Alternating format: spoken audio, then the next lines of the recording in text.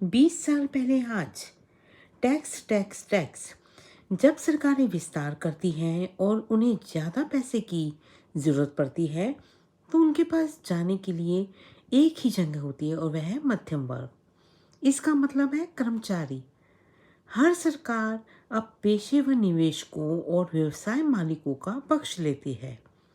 कर्मचारी टैक्स चुकाते हैं, निवेशक और व्यवसाय मालिक बहुत कम टैक्स देते हैं, बशर्ते वे टैक्स कानून का अच्छा इस्तेमाल करें, अर्थव्यवस्था को सशक्त बनाने के साधन के रूप में। हे भगवान नहीं, अमीर डैडी ने कहा। सरकार अपना हिस्सा सबसे पहले ले लेती है। सरकार ऐसा कैसे करती है? मैंने पूछा। टैक्स, अमीर डैडी ने कहा। जब आप कमाते हैं तो आप पर टैक्स लगता है, जब आप खर्च करते हैं तब आप पर टैक्स लगता है, जब आप बचत करते हैं तब आप पर टैक्स लगता है, जब आप मरते हैं तब भी आप पर टैक्स लगता है।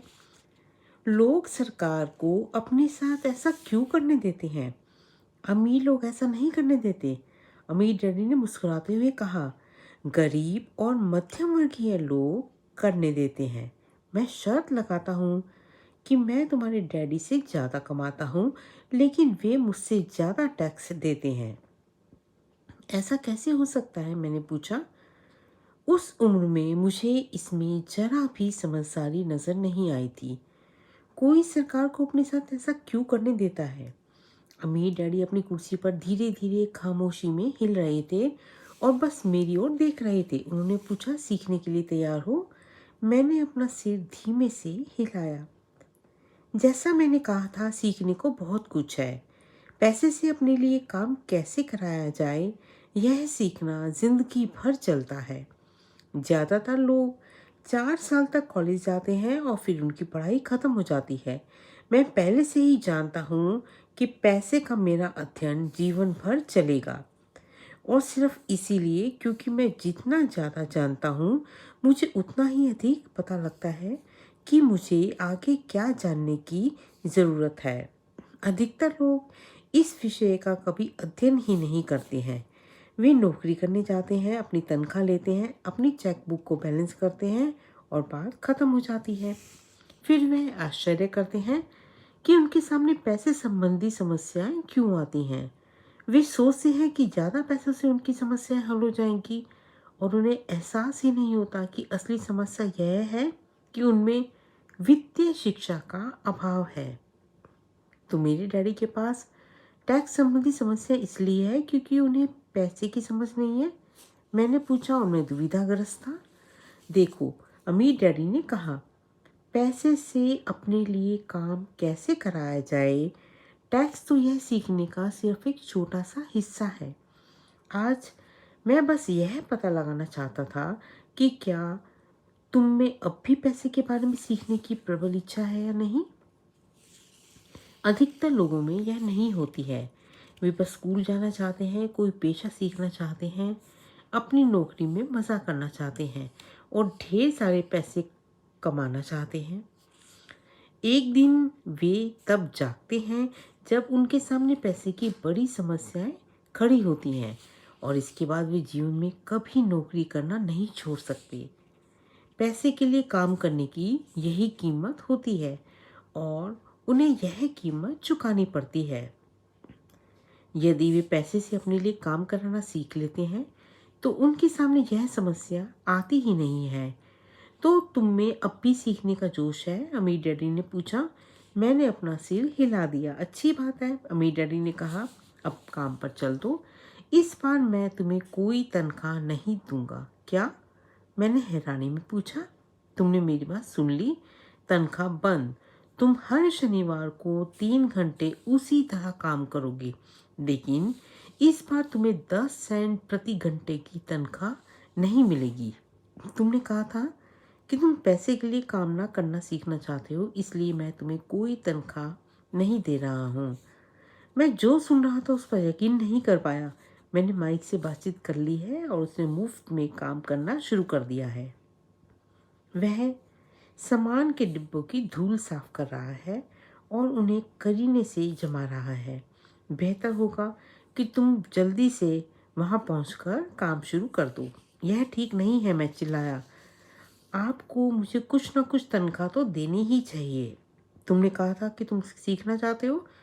अगर तुम यह बात अभी नहीं सीखोगे तो तुम बड़े होकर मेरे लिविंग रूम में बैठी दो महिलाओं और उस बूढ़े आदमी जैसे बन जाओगे जो पैसे के लिए काम कर रहे हैं और यह उम्मीद कर रहे हैं कि मैं उन्हें नौकरी से ना निकालूं।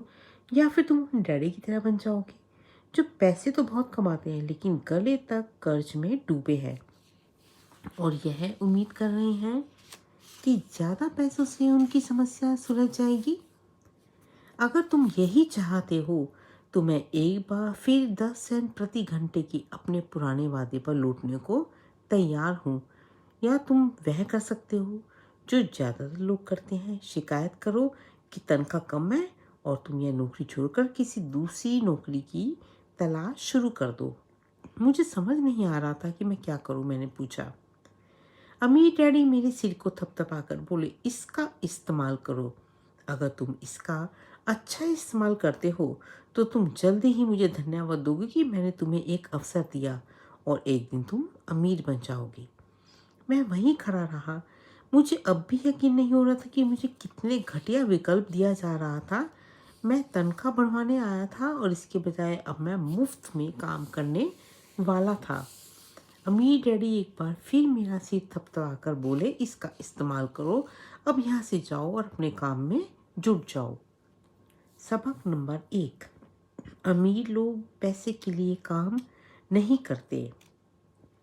मैंने अपने गरीब डैडी को यह नहीं बताया कि अब मैं मुफ्त में काम कर रहा हूँ। उन्हें यह बात समझ में नहीं आती। जाहिर है कि मैंने उन्हें यह बात समझाने की कोशिश भी नहीं करना चाहता था जिसे मैं खुद नहीं समझ पाया था। अगले 3 सप्ताह तक माइक और मैं हर शनिवार मुफ्त में 3 घंटे काम करते रहे। काम से मुझे दिक्कत नहीं थी और वक्त गुजारने के साथ दिनचर्या ज़्यादा आसान हो गई। लेकिन मुझे बेसबॉल मैच चूकने का मलाल था और कॉमिक बुक्स ना खरीद पाने का अफसोस था। तीसरे सप्ताह की दोपहर को अमीर डैडी वहां आए। हमने उनके ट्रक के पार्किंग में रुकने और इंजन बंद होने की आवाज़ सुनी। वे स्टोर में दाखिल हुए और मिसेस मार्टिन को गले लगाकर उनका अभिवादन किया। स्टोर के हालचाल पता करने के बाद वे आइसक्रीम फ्रीजर के पास गए। उसमें से 2 आइसक्रीम निकाली, उनकी कीमत चुकाई और माइक तथा मुझे इशारा किया, आओ घूमने चलते हैं बच्चों। हमने सड़क पार की और कुछ कारों से बचते बचाते एक बड़े घास भरे मैदान के पार गए। वहाँ कुछ वयस्क सॉफ्टबॉल खेल रहे थे। वहाँ की इकलौती पिकनिक टेबल पर बैठकर उन्होंने माइक और मुझे आइसक्रीम थमा दी। कैसा चल रहा है बच्चों? ठीक है, माइक ने कहा। मैंने सहमति में सर हिलाया। अमीर डैडी ने पूछा, अब तक कुछ नहीं सीखा? माइक और मैंने एक दूसरे की तरफ देखा, अपने कंधे उचकाए और अपने सिर एक साथ हिला दिए।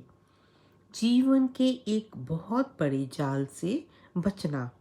देखो, अच्छा यही रहेगा कि तुम लोग सोचना शुरू कर दो कि तुम जीवन के एक बहुत बड़े सबक के सामने खड़े हो। अगर तुम इसे सीख लेते हो तो तुम भारी स्वतंत्रता और सुरक्षित जीवन का आनंद लोगे। अगर तुम इसे नहीं सीखते हो तो तुम मिसेस मार्टिन और इस पार्क में सॉफ्ट बॉल खेलने वाले अधिकतर लोगों जैसे बन जाओगे। वे बहुत कम पैसे के लिए बहुत कड़ी मेहनत करते हैं, नौकरी की सुरक्षा के भ्रम को जकड़े रहते हैं, हर साल 3 सप्ताह की वेकेशन की राह देखते हैं और शायद 45 साल की नौकरी के बाद छुटपुट पेंशन के सपने देखते रहते हैं। अगर ऐसा जीवन जीने से तुम रोमांचित हो जाते हो तो मैं तुम्हारी तनख्वाह बढ़ाकर 25 सेंट प्रति घंटा कर दूंगा। लेकिन ये अच्छे मेहनती लोग हैं, क्या आप उनका मजाक उड़ा रहे हैं? मैंने पूछा। अमीर डैडी के चेहरे पर मुस्कान आ गई। मिसेस मार्टिन मेरे लिए माँ जैसी है। मैं कभी इतना कठोर नहीं हो सकता कि उनका मजाक उड़ाऊं। मेरी बात कठोर इसलिए लगती है क्योंकि मैं तुम दोनों को कोई बात सिखाने की सबसे अच्छी कोशिश कर रहा हूँ। मैं तुम्हारे दृष्टिकोण को बड़ा बनाना चाहता हूँ ताकि तुम वह चीज़ देख सको जिसे अधिकतर लोग इसलिए नहीं देख पाते क्योंकि उनकी दृष्टि बहुत ज़्यादा संकुचित होती है।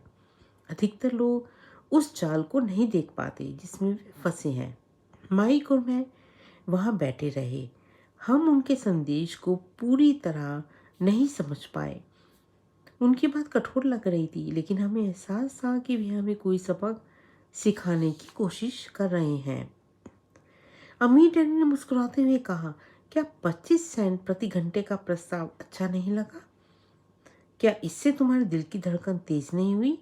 मैंने अपना सिर इनकार में हिलाया। हालांकि दरअसल वह तेज हो गई थी। 1 घंटे काम के बदले में 25 सेंट मेरे हिसाब से बहुत बढ़िया सौदा था। अमीर डैडी ने चालाकी से मुस्कुराते हुए कहा, अच्छा तो मैं तुम्हें 1 घंटे के बदले में $1 दूंगा। अब मेरा दिल तेजी से दौड़ने लगा। मेरा दिमाग चीख चीख कर कह रहा था कि इसे मान लो मान लो। मुझे अपने कानों पर भरोसा नहीं हो रहा था। फिर भी मैं चुप रहा। ठीक है, $2 प्रति घंटा। मेरा छोटा दिमाग और दिल फटने की कगार पर पहुंच गए। आखिर वह 1956 की बात थी और $2 प्रति घंटे की कमाई मुझे संसार का सबसे अमीर बच्चा बना देती। मैं इतने पैसे कमाने की कल्पना भी नहीं कर सकता था। मैं हाँ कहना चाहता था। मैं सौदे को पक्का करना चाहता था। मुझे एक नई साइकिल और बेसबॉल के नए दस्ताने दिख रहे थे। मेरे पास कड़क नोट देखकर मेरे मित्रों की प्रशंसा भरी निगाहों की तस्वीर भी मुझे साफ दिख रही थी। उससे भी बढ़कर जिमी और उसके अमीर दोस्त अब मुझे दोबारा गरीब नहीं कह सकते थे। लेकिन किसी वजह से मेरा मुंह बंद ही रहा। आइसक्रीम पिघल गई थी और अब मेरे हाथ पर रिस रही थी। अम्मी डैडी हम दोनों लड़कों को देख रहे थे, जो आंखें फाड़कर खाली दिमाग से उन्हें घूरे जा रहे थे। वे हमारा इम्तिहान ले रहे थे और वे जानते थे कि हमारे दिल का एक कोना उस सौदे को करने के लिए लालयित था। वे ये बात समझते थे कि हर इंसान के दिल का एक हिस्सा कमज़ोर और ज़रूरतमंद होता है, जिसे खरीदा जा सकता है। वे ये भी जानते थे कि हर इंसान के दिल का एक हिस्सा ऐसा भी होता है जो मजबूत होता है और जिसे कभी नहीं खरीदा जा सकता। असल सवाल तो यह था कि कौन सा हिस्सा ज़्यादा शक्तिशाली है। ठीक है, $5 प्रति घंटा। अचानक मैं शांत हो गया। कोई चीज़ बदल गई थी। यह प्रस्ताव इतना बड़ा था कि मूर्खतापूर्ण लग रहा था। 1956 में गिने चुने वयस्क लोग ही इससे ज़्यादा कमा पाते थे। इसलिए मेरा प्रलोभन तुरंत गायब हो गया और शांति छा गई। धीरे धीरे मैंने बाई तरफ मुड़कर माइक को देखा। उसने भी मेरी तरफ देखा। मेरे दिल का जो हिस्सा कमज़ोर और ज़रूरतमंद था, वह अब खामोश हो चुका था। किसी कीमत पर ना बिकने वाला मेरा हिस्सा नियंत्रण में आ चुका था। मैं जानता था कि माइक भी उसी बिंदु पर पहुंच गया होगा। अच्छी बात है, अमीर डैडी ने धीरे से कहा। अधिकतर लोगों की एक कीमत होती है और उनकी कीमत इसलिए होती है क्योंकि हम सभी में दो भावनाएं होती हैं, डर और लोभ। पहली बात, पैसे ना होने का डर हमें कड़ी मेहनत करने के लिए प्रेरित करता है। उसके बाद जब हमें तनख्वाह मिलती है तो लोभ या इच्छा, वे सारी अद्भुत चीज़ें हमारे दिमाग में ले आती हैं जो उस पैसे से खरीदी जा सकती हैं। इस तरह हमारी ज़िंदगी का सिलसिला तय हो जाता है। लोगों की ज़िंदगी पर हमेशा यही दो भावनाएं हावी रहती हैं, डर और लोभ। कैसा सिलसिला? सुबह जागने, नौकरी पर जाने, बिल चुकाने, सुबह उठने, नौकरी पर जाने, बिल चुकाने का सिलसिला। लोगों की जिंदगी पर हमेशा यही दो भावनाएं हावी रहती हैं, डर और लोभ। उन्हें ज़्यादा पैसे देंगे तो वे इसी सिलसिले पर चलकर अपने खर्च बढ़ा लेंगे और इसी सिलसिले को मैं चूहा दौड़ कहता हूँ। क्या कोई दूसरा रास्ता है? माइक ने पूछा। हाँ, अमीर डैडी ने धीरे से कहा, लेकिन बहुत कम लोग ही इसे खोज पाते हैं। माइक ने पूछा, और वह रास्ता क्या है? मुझे उम्मीद है कि मेरे साथ काम करते हुए और सीखते हुए तुम लोग उसी रास्ते को खोज लोगे, इसलिए मैंने तुम्हें तनख्वाह देना बंद कर दिया है। इस बारे में कोई संकेत तो दे, माइक ने पूछा। हम कड़ी मेहनत करते करते थक चुके हैं, खास तौर पर मुफ्त में। अमीर डैडी ने कहा, देखो, पहला कदम है सच बोलना। हम झूठ नहीं बोल रहे हैं, मैंने कहा। मैंने कब कहा कि तुम झूठ बोल रही हो? मैंने तो यह कहा था कि सच बोलो। अमीर डैडी ने पलटकर कहा। मैंने पूछा, किस बारे में सच बोलें? इस बारे में कि तुम कैसा महसूस कर रहे हो, अमीर डैडी ने कहा। तुम्हें यह किसी दूसरे से कहने की जरूरत नहीं है, बस अपने सामने स्वीकार करो। मैंने पूछा, आपका मतलब है कि इस पार्क में खेल रहे लोग, आपकी खातिर काम करने वाले लोग, मिसेस मार्टिन, ये सारे लोग ऐसा नहीं करते हैं? मुझे तो यही लगता है, अमीर डैडी ने कहा। इसके बजाय इन लोगों को हमेशा पैसे ना होने का डर सताता रहता है। वे तार्किक रूप से इसका मुकाबला नहीं करते हैं। अपने दिमाग का इस्तेमाल करने के बजाय वे भावनात्मक प्रतिक्रिया करते हैं। अमीर डैडी ने कहा। फिर उनके हाथ में कुछ पैसे आ जाते हैं और एक बार फिर खुशी, इच्छा, लोभ की भावनाएं हावी हो जाती हैं और एक बार फिर से वे दिमाग से सोचने के बजाय दिल से प्रतिक्रिया करते हैं। यानी उनकी भावनाएं उनके दिमाग को नियंत्रित करती हैं, माइक ने कहा। सही कहा, अमीर डैडी बोले। वे इस बारे में सच्चाई स्वीकार नहीं करते कि उन्हें कैसा महसूस होता है। इसके बजाय वे अपनी भावनाओं के हिसाब से प्रतिक्रिया करते हैं और दिमाग से सोचने का कष्ट नहीं उठाते। डर की वजह से वे नौकरी करने जाते हैं और उम्मीद करते हैं कि पैसा उनके डर को दूर कर देगा, लेकिन ऐसा नहीं होता है। ये डर उन्हें सताता रहता है, इसलिए वे दोबारा नौकरी करने जाते हैं। एक बार फिर उम्मीद करते हैं कि पैसा उनके डर को दूर कर देगा, लेकिन एक बार फिर वह ऐसा नहीं करता। डर की वजह से वे काम करने, पैसे कमाने और काम करने, पैसे कमाने के जाल में फंसे रहते हैं और यह उम्मीद करते रहते हैं कि डर दूर चला जाएगा। लेकिन हर दिन जब वे उठते हैं तो वही पुराना डर भी उनके साथ उठता है। वही पुराना डर लाखों लोगों को सारी रात जगाए रखता है और उनकी रातें उथल पुथल और चिंता भरी होती हैं। इसलिए वे उठते हैं, नौकरी करने जाते हैं और उम्मीद करते हैं कि तनख्वाह उनके दिल को कुतरने वाले डर को मार डालेगी। पैसा ही दरअसल उनके जीवन को चला रहा है, लेकिन वे इस बारे में कभी सच नहीं बोलते। पैसे ने उनकी भावनाओं पर कब्जा कर लिया है, उनके दिलों पर भी। यह कहने के बाद अमीर डैडी खामोशी से बैठे रहे ताकि उनके शब्दों में छिपा संदेश हमारे दिमाग के अंदर चला जाए। माई को मैंने उनकी बातें सुनी तो थी, लेकिन उनका मतलब हमें पूरी तरह से समझ नहीं आया था। मैं तो बस इतना जानता था कि मैं अक्सर हैरान होता था कि वयस्क लोगों को ऑफिस जाने की इतनी जल्दी क्यों होती है।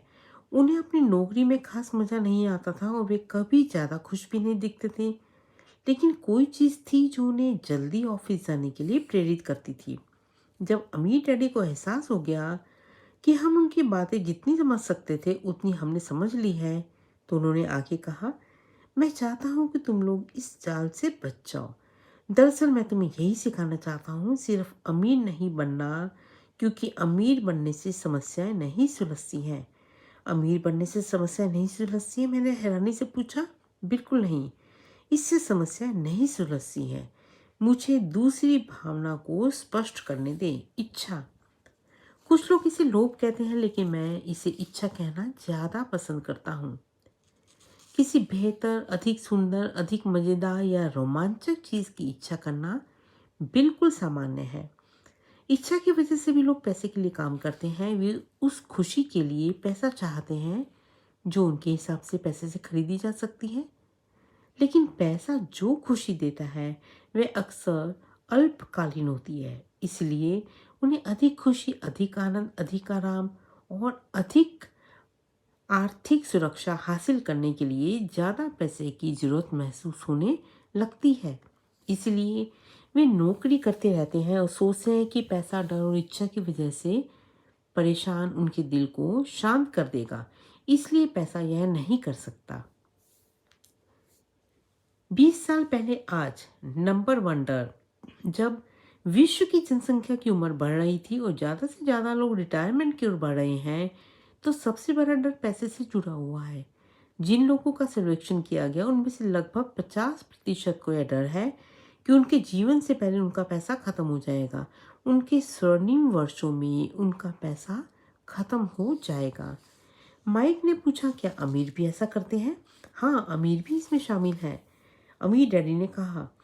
वास्तव में बहुत से अमीर लोग इच्छा नहीं, डर के कारण अमीर होते हैं।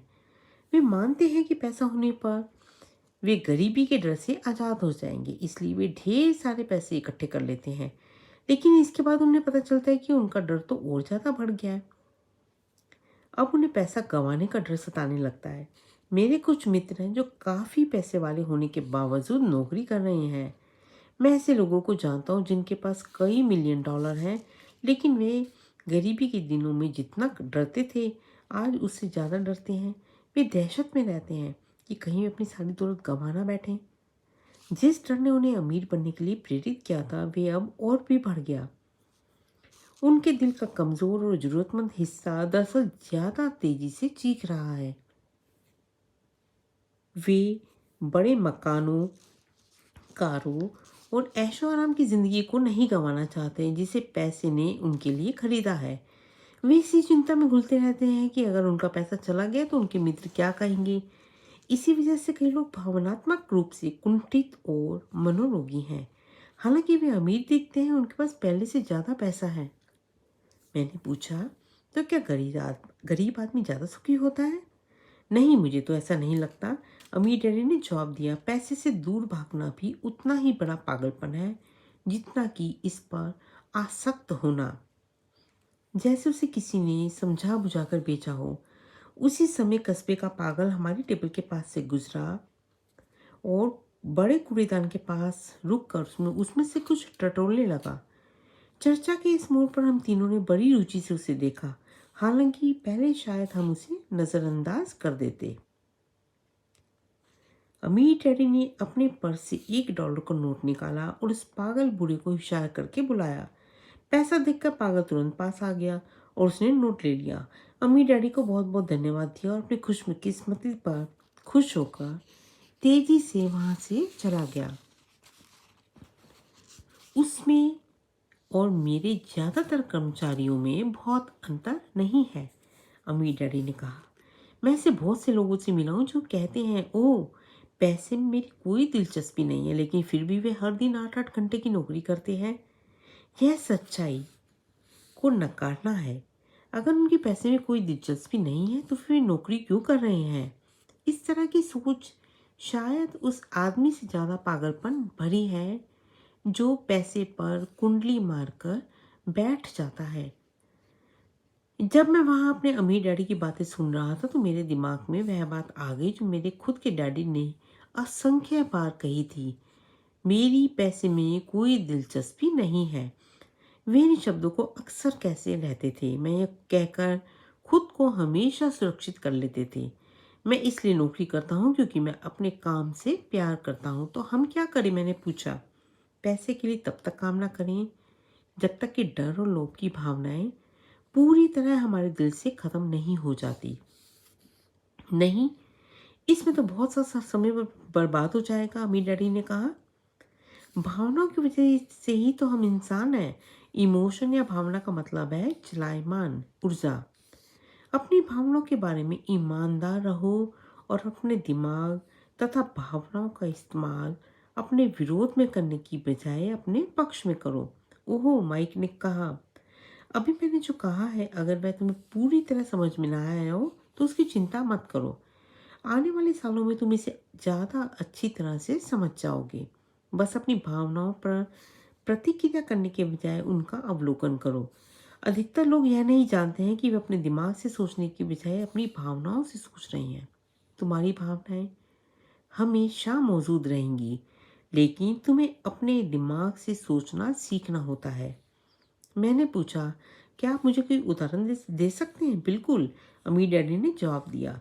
जब कोई व्यक्ति कहता है मुझे नौकरी खोजने की जरूरत है तो संभवतः एक भावना सोच रही है।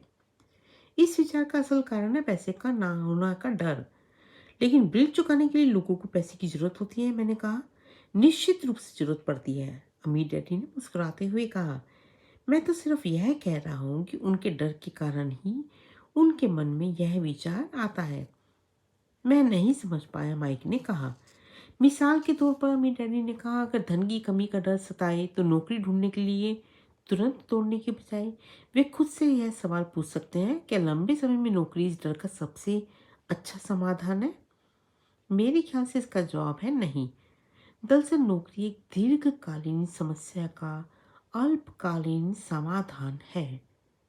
लेकिन मेरे डैडी हमेशा कहते हैं, स्कूल जाओ, अच्छे ग्रेड लाओ ताकि तुम एक सुरक्षित नौकरी खोज सको।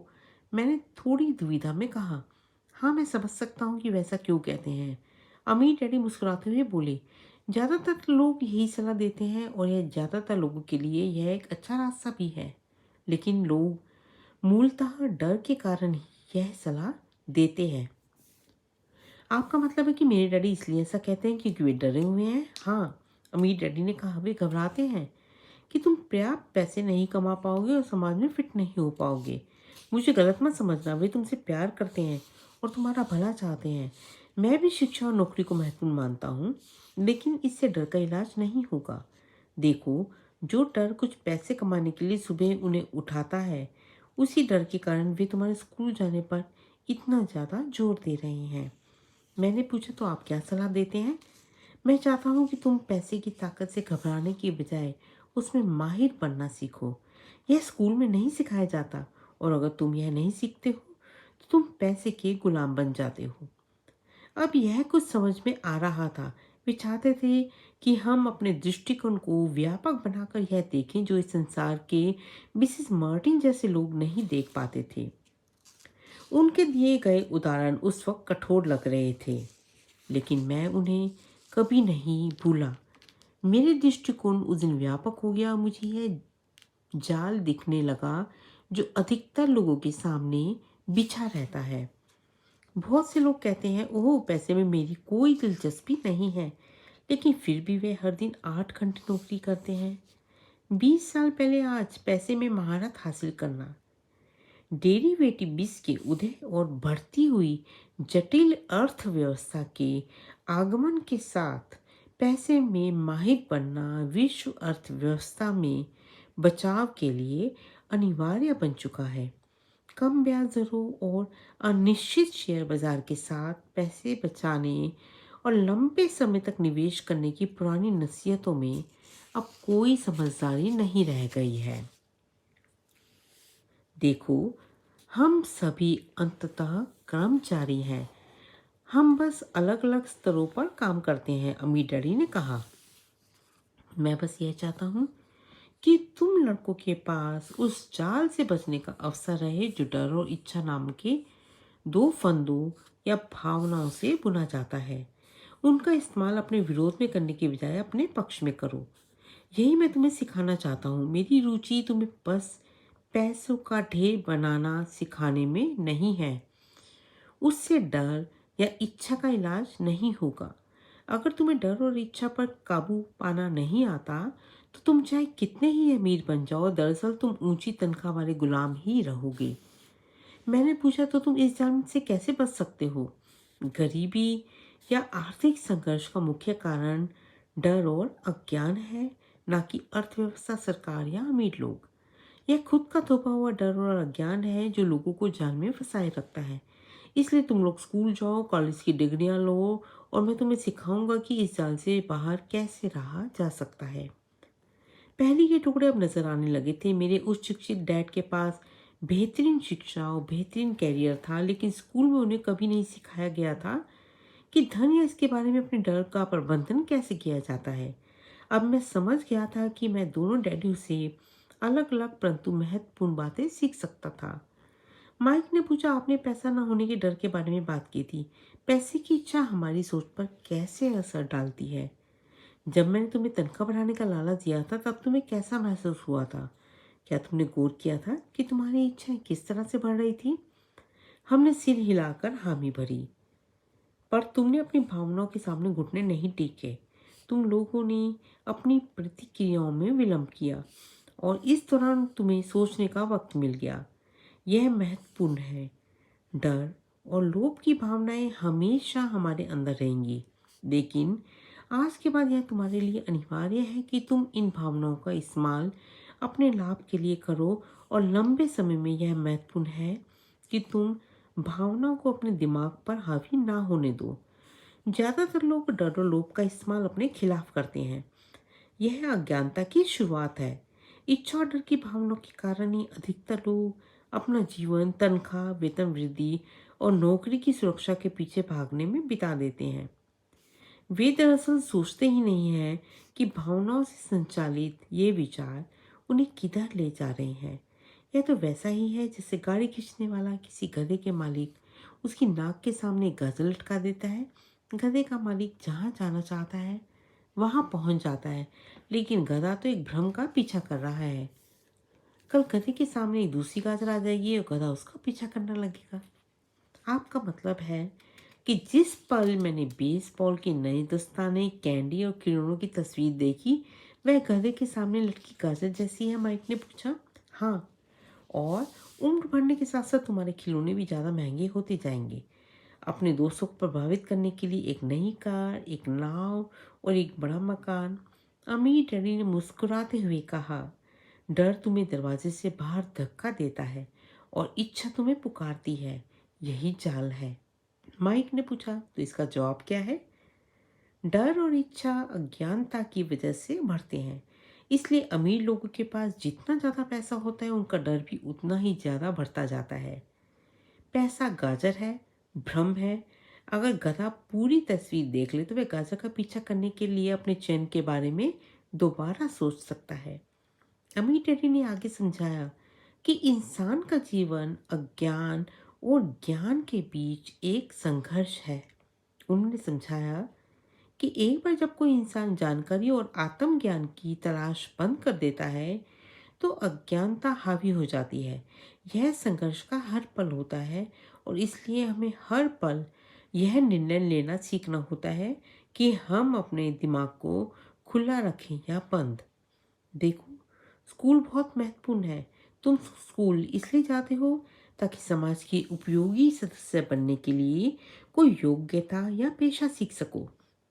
हर समाज में शिक्षकों, डॉक्टरों, मैकेनिकों, चित्रकारों, रसोइयों, व्यवसायियों, पुलिस अफसरों, आग बुझाने वालों और सिपाहियों की जरूरत होती है। स्कूलों में उन्हें यह सब इसलिए सिखाया जाता है ताकि समाज समृद्ध बन सके। अमीर डैडी ने कहा, दुर्भाग्य से बहुत से लोगों के लिए स्कूल शिक्षा की शुरुआत नहीं, अंत होता है। लंबी खामोशी छाई रही। अमीर डैडी मुस्कुरा रहे थे। उस दिन उन्होंने जो कुछ कहा वह हर बात मुझे तब समझ नहीं आई थी, लेकिन अधिकतर महान शिक्षकों की तरह उनके शब्द भी मुझे बरसों तक सिखाते रहे। मैं आज थोड़ा कठोर रहा हूँ, अमीर डैडी ने कहा। उन्होंने कहा, लेकिन मैं चाहता हूँ कि तुम लोग यह बातचीत हमेशा याद रखो। मैं चाहता हूँ कि तुम लोग हमेशा मिसेस मर्टन के बारे में सोचो और मैं चाहता हूँ कि तुम लोग हमेशा उस गधे को याद रखो। अगर तुम इस बारे में जागरूक नहीं होते हो कि डर और इच्छा की भावनाएं तुम्हारी सोच पर हावी हो रही हैं, तो ये दोनों तुम्हें जीवन के सबसे बड़े जाल में फंसा सकती है। जिंदगी भर डर डर के जीना और कभी अपने सपनों को साकार न करना निर्ममता है। यह भी निर्ममता है कि पैसे की खातिर कड़ी मेहनत की जाए और यह सोचता है कि यह तुम्हारे लिए ऐसी चीज़ें खरीद देगा जिनसे तुम खुश हो जाओगे। बिल चुकाने की दहशत में आधी रात को जागना जीने का भयानक तरीका है। अपनी तनख्वाह के आकार के हिसाब से जीना भी कोई जीना है? कोई नौकरी तुम्हें सुरक्षित बनाती है, यह सोचना खुद से झूठ बोलना है। यह निर्ममता है और यही वह जाल है जिसमें मैं तुम लोगों को बचाना चाहता हूँ। मैंने देखा है कि पैसा लोगों के जीवन को कैसे चलाता है। अपने साथ यह मत होने देना। भगवान के लिए पैसों को अपना जीवन मत चलाने देना। एक सॉफ्ट बॉल रखते हुए हमारी मेज के नीचे आ गई। अमीर डैडी ने इसे उठाकर वापस खिलाड़ियों के पास फेंक दिया। मैंने पूछा, लोभ और डर से अज्ञानता का क्या ताल्लुक है? क्योंकि यह पैसे के बारे में अज्ञानता ही है जिसकी वजह से इतना अधिक लोभ और डर उत्पन्न होता है। अमीर डैडी ने कहा, मैं तुम लोगों को कुछ उदाहरण देता हूँ। मान लो एक डॉक्टर अपने परिवार के जीवन स्तर को बेहतर बनाने के लिए अधिक पैसे चाहता है, इसलिए अपनी फीस बढ़ा देता है। अपनी फीस बढ़ाकर उसने स्वास्थ्य सुविधा को प्रत्येक के लिए अधिक महंगा कर दिया है। उन्होंने कहा, इससे गरीब लोगों को सबसे अधिक चोट पहुंचती है, इसलिए उनकी सेहत धनवान लोगों के मुकाबले ज़्यादा खराब हो जाएगी। चूँकि डॉक्टरों ने अपनी फ़ीस बढ़ा दी है, इसलिए वकील भी अपनी फ़ीस बढ़ा देते हैं। चूँकि वकीलों की फ़ीस बढ़ गई है, इसलिए स्कूल के शिक्षक वेतन वृद्धि चाहते हैं, जिससे हमारे टैक्स बढ़ जाते हैं और इसी तरह सिलसिला चलता रहता है। जल्द ही अमीर और गरीबों के बीच की खाई इतनी भयावह हो जाएगी कि अराजकता फैल जाएगी तथा एक और महान सभ्यता धाराशायी हो जाएगी। इतिहास गवाह है कि जब जब अमीरों और गरीबों के बीच की खाई बहुत ज़्यादा हो जाती है, तब तब महान सभ्यताएं धाराशायी हो जाती है। दुखद बात तो यह है कि अमेरिका भी उसी दिशा में जा रहा है, क्योंकि हमने इतिहास से कुछ नहीं सीखा। हम ऐतिहासिक तिथियां और नाम तो याद करते हैं, लेकिन सबक नहीं। 20 साल पहले आज आय की असमानता। 2016 में अमेरिकी राष्ट्रपति पद के दावेदार सीनेटर बर्नी सैंडर्स ने कहा था, दौलत और आय की असमानता आज अमेरिकियों के सामने मौजूद सबसे बड़ा नैतिक संकट है। मैंने पूछा, क्या भाव नहीं बढ़ने देना चाहिए? किसी शिक्षित समाज में जिसकी सरकार अच्छी तरह से चल रही हो, भाव दरअसल कम होने चाहिए। जाहिर है, ऐसा अक्सर सिर्फ सिद्धांत में सच होता है। भाव लोभ और डर के कारण बढ़ते हैं, जो अज्ञानता की वजह से उत्पन्न होते हैं। अगर स्कूलों में लोगों को पैसे के बारे में सिखाया जाता, तो लोगों के पास ज़्यादा पैसा होता और भाव कम होते। लेकिन स्कूलों में लोगों को सिर्फ पैसे के लिए काम करना सिखाने पर ध्यान केंद्रित किया जाता है। यही पैसे की शक्ति का दोहन करना नहीं सिखाया जाता। लेकिन हमारे यहाँ स्कूल बिजनेस भी तो हो, माइक ने पूछा, और आप भी तो मुझे अपना एमबीए करने के लिए प्रोत्साहित करते हैं। हाँ, अमीर डैडी ने कहा, लेकिन अक्सर बिजनेस स्कूल में कर्मचारियों को खर्च में कटौती करने वाले परिष्कृत अकाउंटेंट बनने का प्रशिक्षण दिया जाता है। अगर कोई परिष्कृत अकाउंटेंट किसी कारोबारी को संभाले तो ईश्वर ही मालिक है। वे तो बस अंकों को देखते हैं, कर्मचारियों को नौकरी से निकालते हैं और कारोबार का गला घोट देते हैं। मैं ये बात इसलिए जानता हूँ क्योंकि मैं ऐसे लोगों को नियुक्त करता हूँ। वे तो बस लागत को कम करने और भाव बढ़ाने के बारे में ही सोचते रहते हैं, जिससे बहुत सी समस्या उत्पन्न होती है।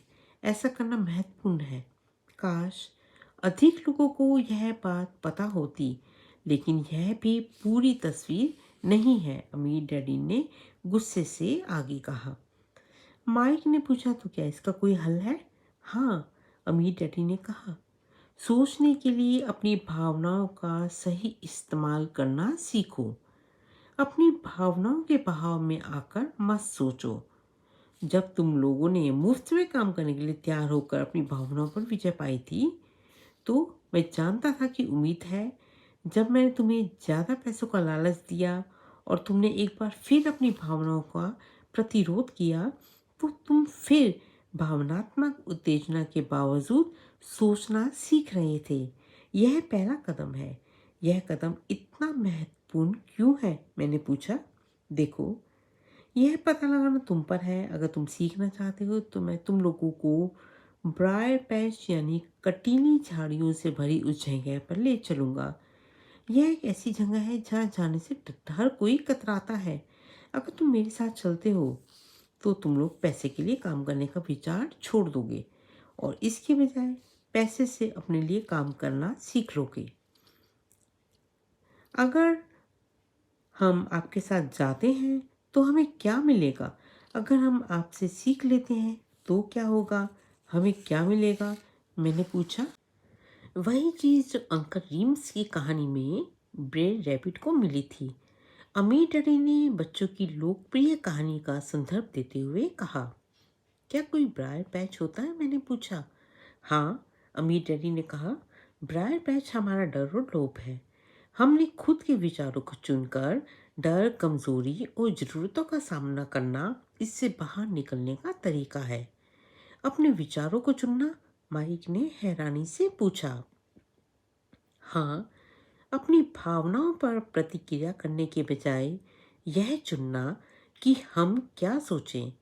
बिल चुकाने के लिए पर्याप्त पैसे ना होने का डर आपको सताता है, इसलिए सुबह उठकर नौकरी करने जाने के बजाय खुद से पूछो, क्या इस समस्या का सबसे अच्छा समाधान इस दिशा में और ज़्यादा मेहनत करना है?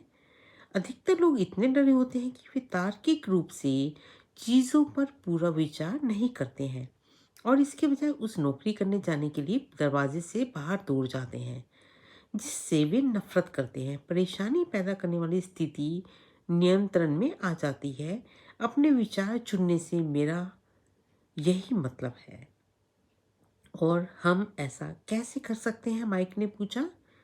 मैं तुम्हें सिखाऊंगा कि अपनी सुबह की कॉफ़ी गटक कर दरवाजे से बाहर भागने वाले हड़बड़ी के काम करने के बजाय तुम अपने विचारों को चुन सको। जो मैंने पहले कहा था उसे याद रखो। नौकरी एक दीर्घकालीन समस्या का अल्पकालीन समाधान है। अधिकतर लोगों के दिमाग में केवल एक ही समस्या रहती है और यह अल्पकालीन होती है। यह समस्या है महीने के आखिर में चुकाए जाने वाले बिल, यानी परेशानी पैदा करने वाली स्थिति। पैसा उनके जीवन को नियंत्रित करता है, या मुझे यह कहना चाहिए कि पैसे के बारे में डर और अज्ञान इसे नियंत्रित करता है। इसलिए वे वही करते हैं जो उनके माता पिता ने किया। वे हर दिन उठते हैं और पैसे के लिए काम करने चले जाते हैं और यह सवाल पूछने का समय ही नहीं निकालते, क्या कोई दूसरा तरीका है? उनके दिमाग नहीं, उनकी भावनाएं उनकी सोच को नियंत्रित करती हैं। माइक ने पूछा, क्या आप भावनाओं की सोच और दिमाग की सोच का फर्क बता सकते हो? 20 साल पहले आज भावनाएं और बुद्धि। मैं लगातार अपने विचार और अपनी भावनाओं को नियंत्रित करने के लिए काम करता हूँ। मैंने इसे अपने जीवन में बार बार होते देखा है। जब भी भावना ऊपर होती है, बुद्धि नीचे चली जाती है। क्यों नहीं, मैं इसे सारे समय सुनता रहता हूँ, अमीर डैडी ने कहा। मैं ऐसी बातें सुनता हूँ, देखिए, हर किसी को काम करना होता है, या अमीर बदमाश होते हैं, या मैं दूसरी नौकरी खोज लूँगा। मैं इस वेतन वृद्धि का हकदार हूँ। आप इस तरह से मेरा शोषण नहीं कर सकते, या मुझे ये नौकरी इसलिए पसंद है क्योंकि यह सुरक्षित है। कोई भी यह नहीं पूछता, क्या कोई ऐसी चीज़ है जो मैं यहाँ नहीं समझा रहा हूँ? इस सवाल से भावनात्मक विचारों की जंजीर टूट जाएगी और तुम्हें ज़्यादा अच्छी तरह से सोचने का समय मिल जाएगा।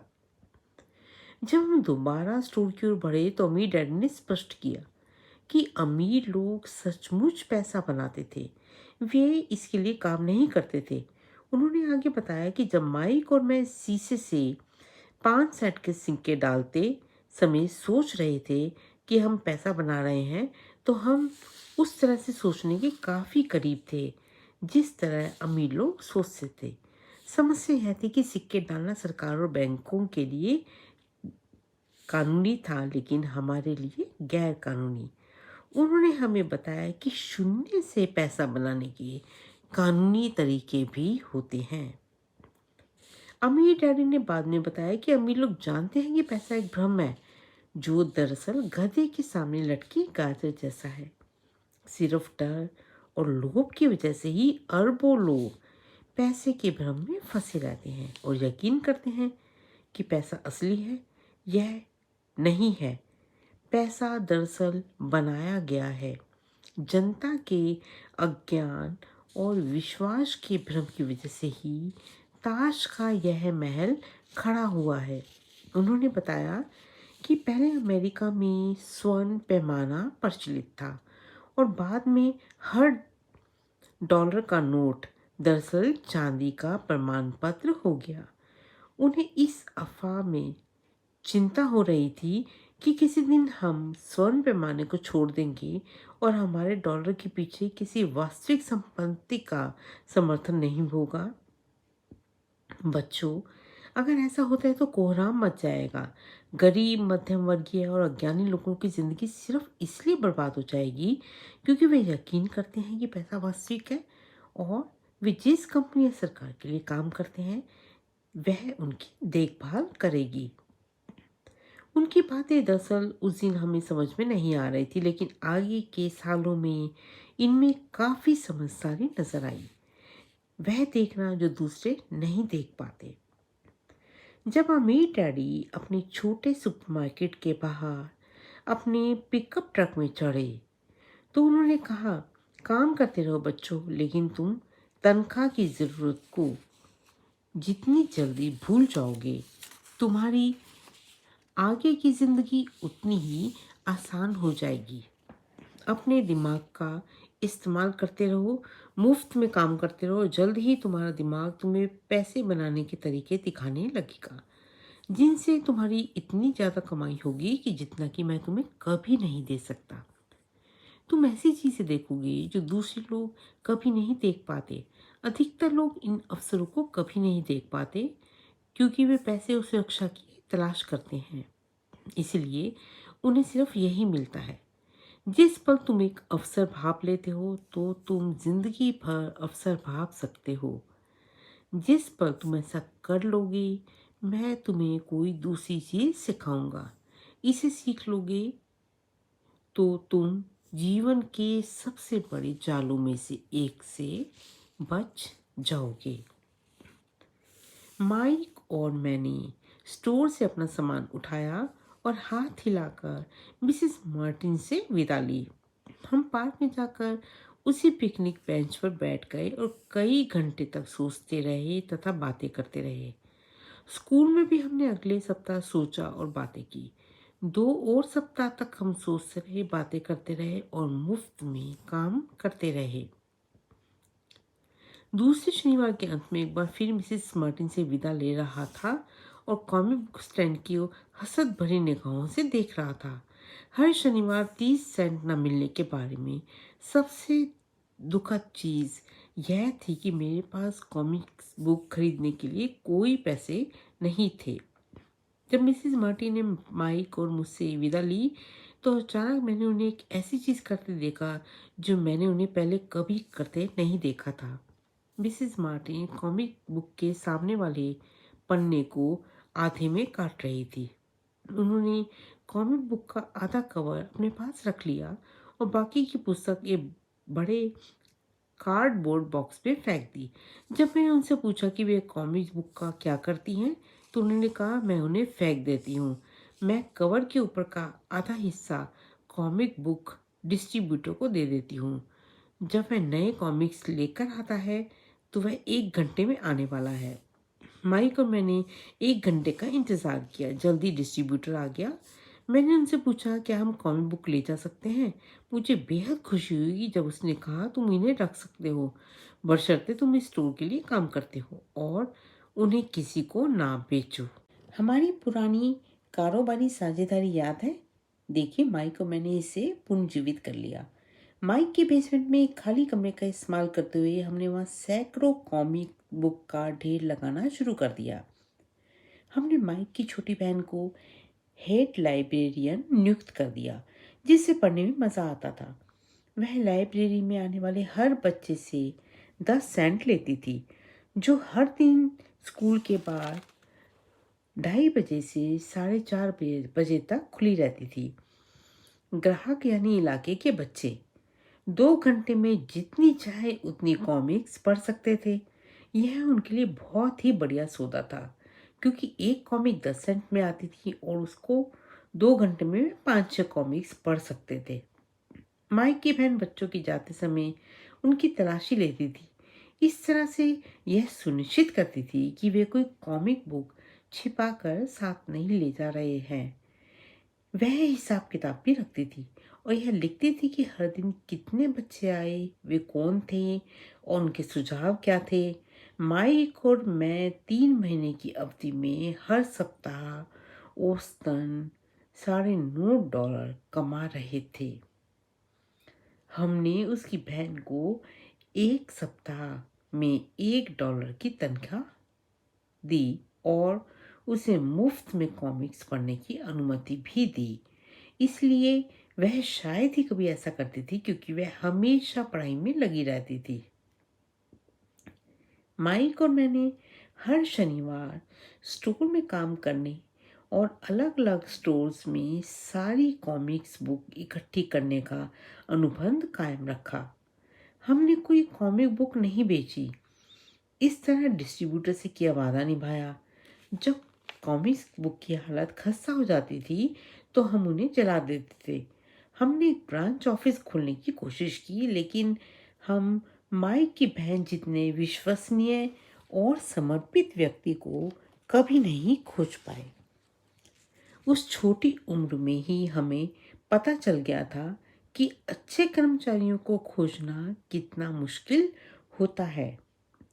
लाइब्रेरी खुलने के 3 महीने बाद वहाँ लड़ाई हो गई। पड़ोसी इलाके के कुछ बदमाश लड़के जबरदस्ती अंदर घुस आए और झगड़ने लगे।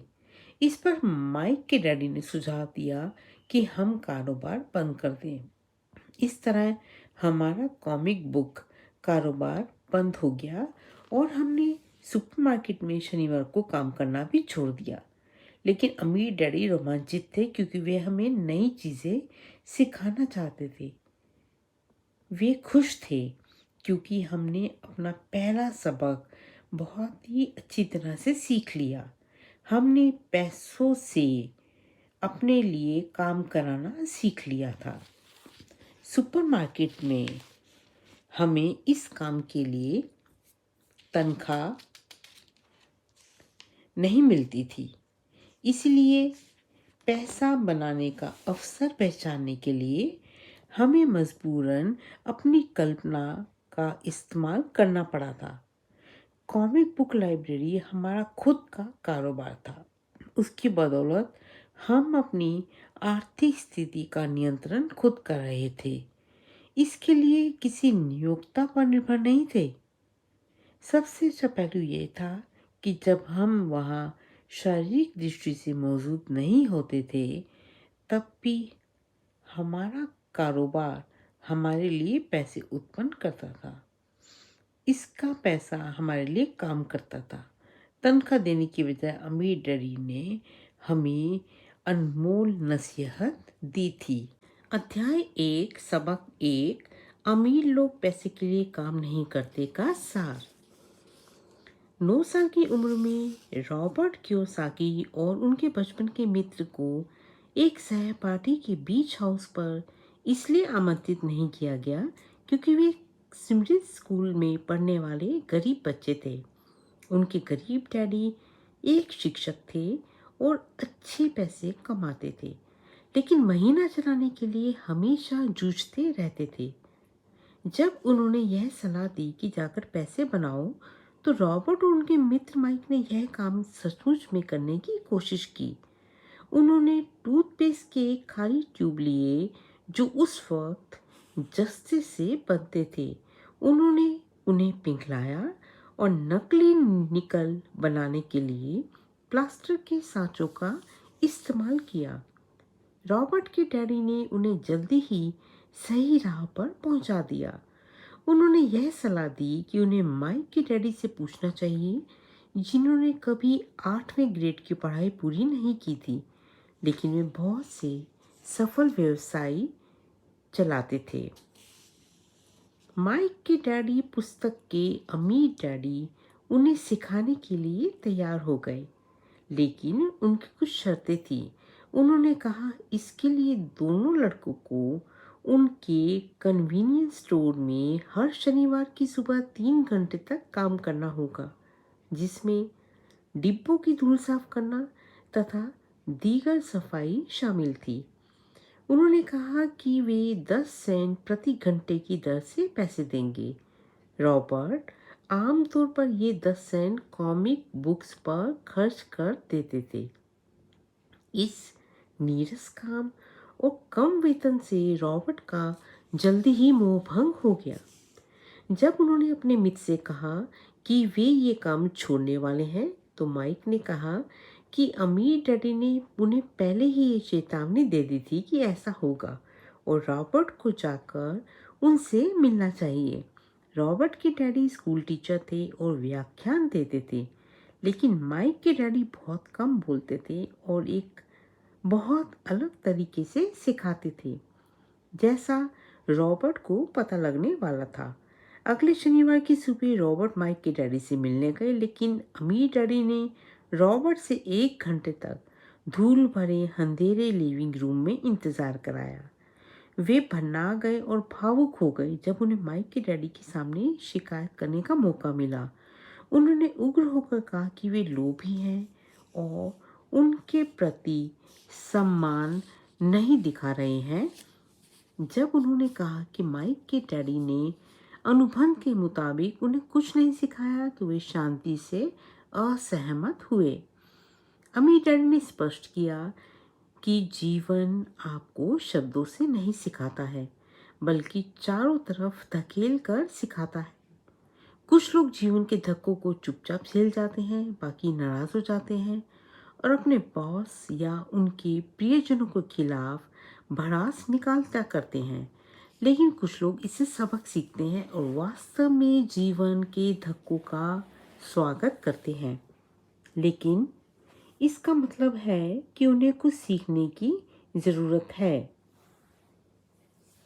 जो लोग यह सबक नहीं सीखते थे, वे जीवन भर हर व्यक्ति को दोष देते रहते हैं और किसी बड़े अवसर का इंतज़ार करते हैं या सुरक्षित खेलने और कभी जोखिम ना लेने या बड़ी जीत हासिल ना करने का निर्णय लेते हैं। उन्होंने रॉबर्ट को बताया कि वे और माइक पहले लोग थे जिन्होंने उनसे कभी पैसे बनाने का तरीका सीखना चाहा था।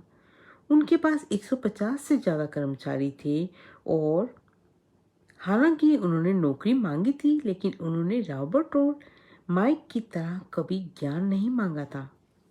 इसलिए अमीर डैडी ने जीवन की तरह सिखाने की कोशिश में लड़कों को थोड़ा आसपास थकाया। रॉबर्ट ने पूछा कि उन्होंने क्या सबक सीखा सिवाय इसके कि अमीर डैडी अच्छे थे, ओछे थे और अपने कर्मचारियों का शोषण करते थे। अमीर डैडी ने इस बात पर उन्हें चुनौती दी और कहा कि ज़्यादातर लोग दूसरों पर दोष देते हैं, जबकि वास्तव में उनका नज़रिया ही समस्या होता है। समस्या को कौन सुलझाएगा? उनका मस्तिष्क, माइक के डैडी ने कहा। वे चाहते थे कि रॉबर्ट यह सीखे कि पैसा कैसे काम करता है, ताकि वे इससे अपनी खातिर काम करा सकें। वे रॉबर्ट के क्रोध को देखकर भी खुश थे, क्योंकि क्रोध प्रेम के साथ मिलकर जोश को बनाता है, जो सीखने का अहम घटक है। उन्होंने आगे कहा कि पैसा लोगों की समस्या को नहीं सुलझा सकता। कई लोगों के पास भारी तनख्वाहों वाली नौकरी तो होती है, लेकिन इसके बावजूद भी पैसों की समस्याओं से घिरे रहते हैं। जैसे रॉबर्ट के गरीब डैडी, क्योंकि वे जानते ही नहीं हैं कि पैसे से अपनी खातिर कैसे काम कराएं। उन्होंने कहा कि अगर रॉबर्ट ने यह सबक अभी नहीं सीखा तो उन्होंने इस सेंट प्रति घंटे की नौकरी में जो महसूस किया था, यानी निराशा और यह महसूस करना जैसे वह वेतन काफ़ी नहीं था, वैसा ही वे जीवन भर महसूस करते रहेंगे। उन्होंने रॉबर्ट को टैक्स की अवधारणा बताई और यह स्पष्ट किया कि गरीब और मध्यम वर्गीय लोग सरकार को उन पर टैक्स लगाने की अनुमति देते हैं, लेकिन अमीर लोग नहीं देते हैं। उन्होंने पूछा क्या रॉबर्ट में अब भी सीखने के प्रति जोश था। जब उन्होंने हाँ कहा तो अमीर डैडी ने उनसे कहा कि अब इस स्टोर में काम करने के लिए उन्हें पैसे नहीं देंगे। उन्होंने रॉबर्ट से कहा कि वे इसके पीछे का अर्थ निकालने के लिए अपने दिमाग का इस्तेमाल करें। रॉबर्ट और माइक ने 3 सप्ताह तक मुफ्त में काम किया। माइक के डैडी आए और उनसे बातचीत के लिए बाहर ले गए। उन्होंने पूछा क्या उन्होंने अब तक कोई चीज़ सीखी। वे कुछ नहीं सीख पाए थे।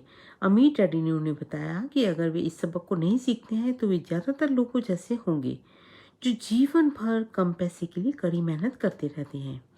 उन्होंने प्रति घंटे 25 सेंट वेतन का प्रस्ताव रखा, जिसका बच्चों ने प्रतिरोध किया। उन्होंने इसे बढ़ाकर $1 प्रति घंटा कर दिया, फिर $2, लेकिन रॉबर्ट खामोश बने रहे।